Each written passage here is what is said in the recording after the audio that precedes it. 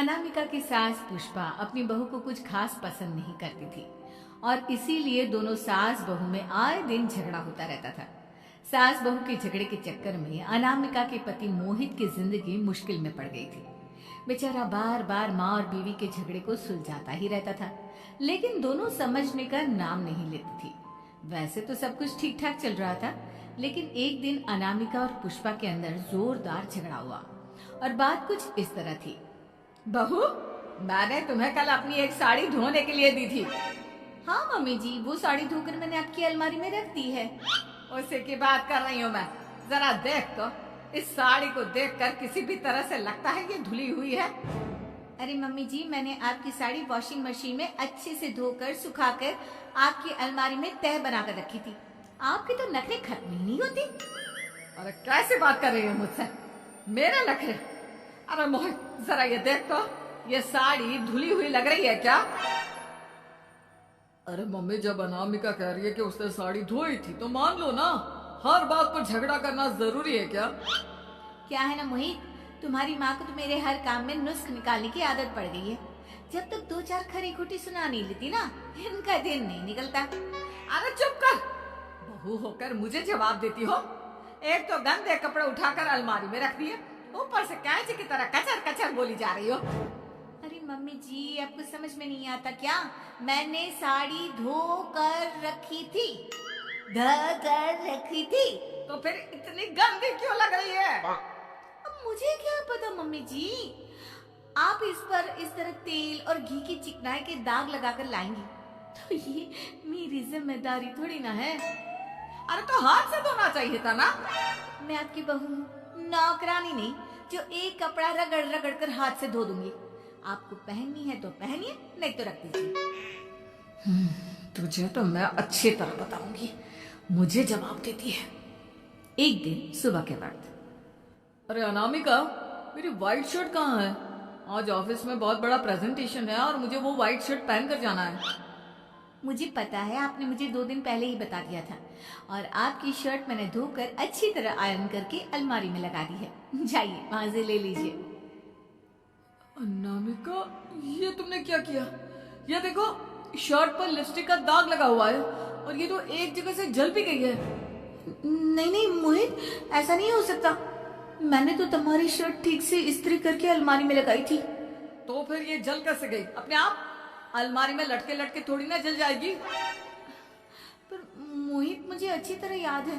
देखो, अपनी गलती को छुपाने की कोशिश मत करो, और अगर शर्ट जल भी गई थी तो तुम्हें पहले बताना चाहिए था ना। मैं नई शर्ट लेकर आ जाता। अब ऐन वक्त पर शर्ट कहाँ से लेकर आऊं? मेरा इतना इम्पोर्टेंट प्रेजेंटेशन था, सब खराब हो जाएगा। अरे बेटा, क्यों परेशान होता है? ये देख, मैंने तेरे लिए पहले से ही एक नई व्हाइट शर्ट ला कर रखी है। लेकिन मम्मी, आप मेरे लिए व्हाइट शर्ट क्यों लेकर आई? अरे मुझे पता था तेरा प्रेजेंटेशन होने वाला है, और अपनी इस बहू पर तो मुझे बिल्कुल भी भरोसा नहीं। क्या पता मेरी साड़ी की तरह तेरी शर्ट भी गंदी करके रख देती, और देख वही हुआ ना। बेटा, सारी टेंशन छोड़ और ये नई शर्ट पहन कर जा। थैंक यू मम्मी, आज तो आपने बचा लिया मुझे। कुछ दिनों के बाद, अरे अनामिका, जानती हो, ऑफिस में मेरा जो दोस्त है ना अमर, आज उसका बर्थडे है और उसे तुम्हारे हाथ का चॉकलेट केक बहुत पसंद है। थोड़ा सा बनाकर टिफिन में रख दो ना प्लीज। हाँ हाँ, क्यों नहीं, मैं बहुत अच्छा केक बनाकर आपके दोस्त के लिए रख दूंगी। तुम्हारे हाथ का खाना खाकर तो वैसे ही मेरे ऑफिस के सारे लोग इतनी तारीफ करते हैं, क्या बताऊं। प्लीज एक अच्छा सा केक और बना दो, मेरी तो ऑफिस में शान बढ़ जाएगी। अनामिका केक बनाने के लिए रख देती है। पुष्पा चुपचाप जाकर उस पर ढेर सारा नमक डाल देती है। देख अमर, तेरी भाभी ने तेरे लिए चॉकलेट केक बनाकर भेजा है, तुझे बहुत पसंद है ना? यार, तो बहुत किस्मत वाला है, भाभी इतना अच्छा खाना बनाती है और साथ में केक भी। वैसे भाभी को थैंक यू बोलना। थैंक यू बाद में, पहले तो ये केक खा कर देख, बहुत मेहनत से बनाया है अनामिका ने। अरे यार, इस केक में तो बहुत सारा नमक है। लगता है भाभी ने शक्कर की जगह खूब सारा नमक डाल दिया है। अरे मोहित, तू तो अपनी बीवी की कुकिंग की बहुत तारीफ करता फिरता है। जरा पूछना अपनी बीवी से केक में नमक कब से डलने लग गया? क्या यार, तुझे भी मेरा ही जन्मदिन मिला था बिगाड़ने के लिए? केक नहीं लाना था तो मत लाता, कम से कम मुझे इस तरह नमक वाला केक तो नहीं खिलाता। अरे नहीं यार, अनामिका ऐसा नहीं कर सकती, जरूर कुछ गड़बड़ हुई होगी। घर जाने के बाद अनामिका, अगर तुम्हारा केक बनाने का मन नहीं था तो ना बनाती, लेकिन मेरी बेइज्जती करवाने की क्या जरूरत थी? अरे आपकी बेइज्जती, ये आप क्या कह रहे हैं? मैंने तो सुबह आपको इतने अच्छे तरीके से केक बना कर दिया था।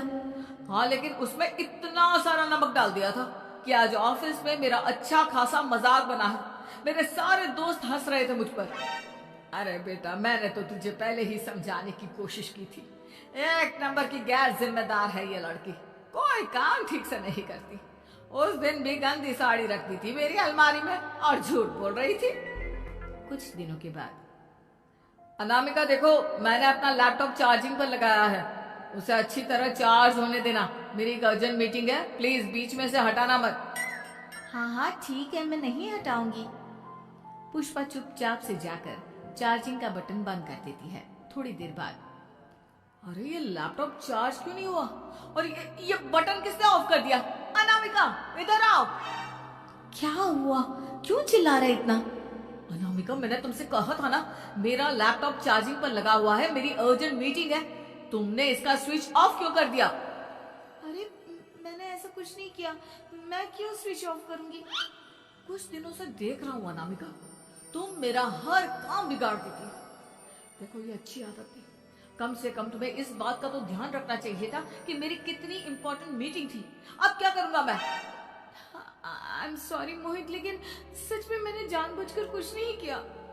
अगर जानबूझकर नहीं किया तो क्या सब कुछ अपने आप हो जाता है?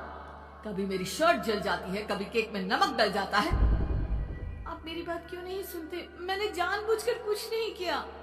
फिर से वही बात। अरे कितनी बार तुम्हें समझा चुका हूँ, इस तरह मेरा काम बार बार मत बिगाड़ा करो। तुम जानती हो मुझे कितनी प्रॉब्लम होती है।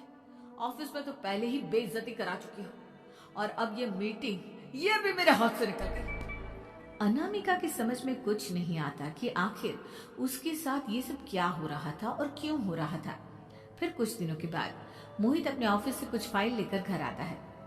अनामिका, ये कुछ फाइलें हैं, इन्हें संभाल कर रख दो, और प्लीज इस बार ध्यान से, कोई गड़बड़ी नहीं होनी चाहिए। नहीं मोहित, कोई गड़बड़ी नहीं होगी। मैं सारी फाइल्स अलमारी में लॉक करके रखूंगी और चाबी अपने पास रखूंगी। अनामिका, जरा अलमारी की चाबी तो देना। क्यों मम्मी जी, आपको क्या काम है? उसमें मोहित की जरूरी फाइल रखी है और मैं नहीं चाहती कि इस बार कोई भी गड़बड़ हो। पता नहीं कुछ दिनों से हर काम खराब हो जाता है। अरे मुझे उसमें से पैसे निकालने हैं और उसके बाद ले लेना अपनी चाबी। मैं खा नहीं जाऊंगी तुम्हारे पति की फाइल। अनामिका को अपनी सास पर शक होता है। चाबी देने के बाद वो चुपचाप छुपकर अपनी सास की हरकत देखती है। ये फाइलें उठाकर डस्टबिन में डाल देती हूँ, फिर देखना कैसे मोहित इसकी खबर लेगा। इस बार तो छोड़ेगा नहीं इसे। वैसे भी पहले मैंने जो कुछ भी किया है उसकी वजह से अच्छी खासी डांट पड़ी है, मजा आ जाएगा। अच्छा तो ये बात है, सारा काम मम्मी जी बिगाड़ देती है, वो भी इसलिए क्योंकि मेरा उनसे झगड़ा हो गया है। सास के जाने के बाद अनामिका मोहित को बुलाकर लाती है। क्या हुआ अनामिका, क्या दिखाना है? ये देखिए, आपकी फाइल डस्टबिन में पड़ी हुई है। इसीलिए तो कहा था संभाल कर रखना, और तुमने उठाकर ये फाइल डस्टबिन में डाल दी। मैंने नहीं, तुम्हारी मम्मी ने डाली है, मुझसे बदला लेने के लिए, ताकि तुम मुझे डांटो। और अगर मैंने डाली होती तो मैं तुम्हें दिखाने के लिए बुलाकर तो नहीं लाती ना। सही कह रही हो, मैं अभी मम्मी से जाकर बात करता हूँ। थोड़ी देर बाद मम्मी, सच सच बताइए, मेरी फाइल अलमारी में से निकालकर डस्टबिन में आपने डाली थी ना? अरे अपनी माँ पर इल्जाम लगाता है, शर्म नहीं आती तुझे? मैं इल्जाम नहीं लगा रहा हूँ मम्मी, जो सच है वही पूछ रहा हूँ। अब जल्दी से बताइए आपने ऐसा क्यों किया? अरे तो क्या करती, तेरी बीवी मुझसे झगड़ा करती है, उल्टे सीधे जवाब देती है, मुझे उससे बदला लेना था। अरे मम्मी, लेकिन आप दोनों के झगड़े के चक्कर में मेरा कितना नुकसान हुआ है, ये कभी सोचा आपने? मम्मी जी, अगर आपका बदला पूरा हो गया हो तो आइंदा ऐसी कोई हरकत मत करना। क्योंकि अब आपकी सच्चाई हमारे सामने आ चुकी है। यह तो वक्त ही बताएगा मैं क्या करूंगी और क्या नहीं। मम्मी जी, कहा ना आप ऐसा कुछ नहीं करेंगी। अरे मेरी जो मर्जी आएगी वो मैं करूंगी। मेरा सर घूम रहा है, सास बहू के झगड़े में मेरी जिंदगी का तो कचरा हो